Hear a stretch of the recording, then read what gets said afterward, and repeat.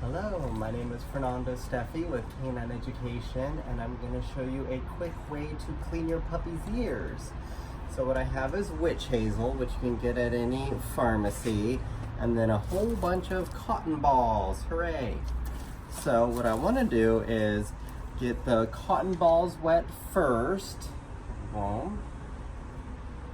So you can kind of squish them like a snowball, but they're not super saturated, so they're dripping all over.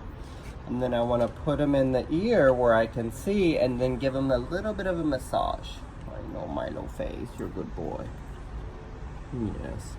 And then after I get the ear nice and moist with the witch hazel, I slowly wipe out. Out, out, out.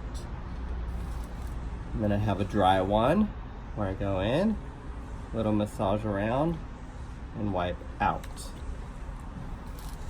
Yes, you, Milo, you're a good boy. In, massage, out.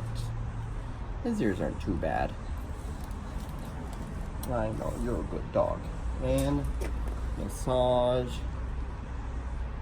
out. That was a little bit dirtier.